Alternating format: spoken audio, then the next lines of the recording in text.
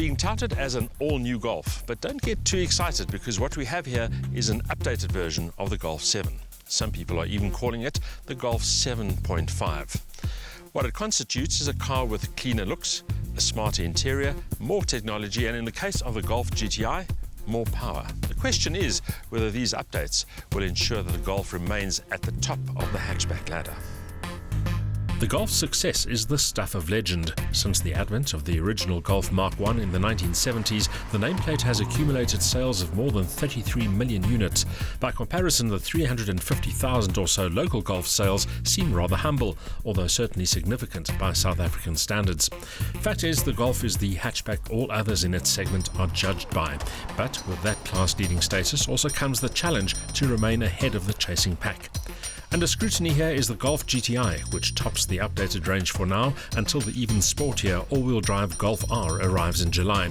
The rest of the range comprises a new entry-level model powered by a 1-litre 3-cylinder engine and a mid-range model with the evergreen 1.4-litre TSI engine under the bonnet. Unless you're a Golf expert, you might find it difficult to distinguish between this latest Golf and the original Golf 7. The changes are mainly concentrated around the front and include new headlights, a revised grille, different air intakes, and then at the back, LED taillights. Those changes aside, the basic silhouette remains true to the Golf 7 shape and the hatchback remains unequivocally Golf, while the red detailing and big wheels confirm this car's GTI status.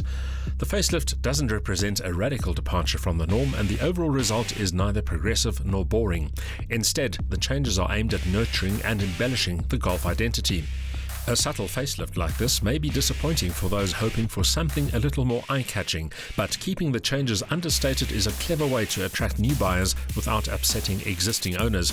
And besides, the changes aren't limited to the exterior. Some of the most telling improvements only become obvious once you step into the car.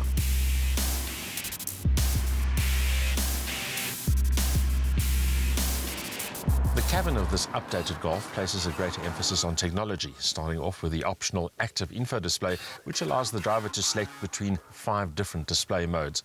All the infotainment screens in the center console have also increased in size and in resolution, and there's a greater emphasis on active safety items as well. On the list are several advanced driver assistance systems, including blind spot monitoring with rear traffic alert, adaptive cruise control, autonomous emergency braking, and third-generation park assist. Volkswagen is quick to point out that many of these systems signify the steady move towards autonomous driving.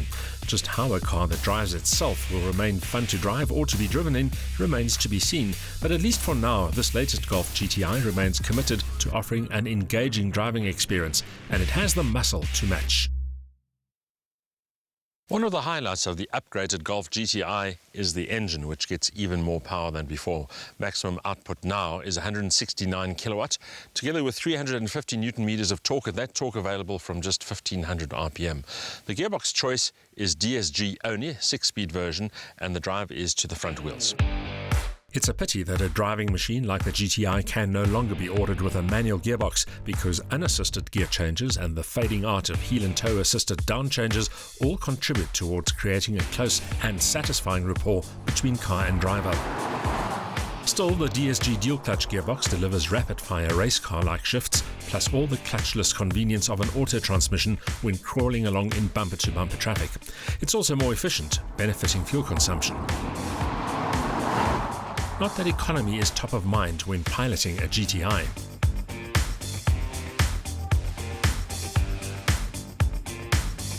As one would expect, the dynamics of this latest Golf GTI are exemplary. It's very much a fun-to-drive car, but it never gets unruly. The steering nice and crisp, and the handling quite neutral by front-wheel drive standards. The 0-100 time now 6.4 seconds. Top speed, although that's really largely academic, 248 kilometers an hour. The magic of the GTI driving experience is the car's talent for poise.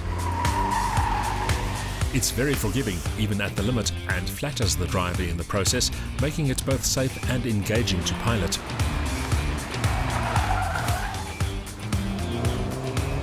The drivetrain offers plenty of mid-range grunt, ensuring effortless overtaking, while the firm ride and taut chassis add to an overall sense of confidence. This latest update reaffirms just why the Golf is still the pick of the compact hatchback bunch. That's particularly true of the Golf GTI, which finds just the right balance between polish and performance. It's quick and entertaining when pressing on, but it's also refined and comfortable enough to be used for daily family motoring. Perhaps Volkswagen's biggest challenge is going to be to make sure that the upcoming Golf 8 is as good, if not better, than this car.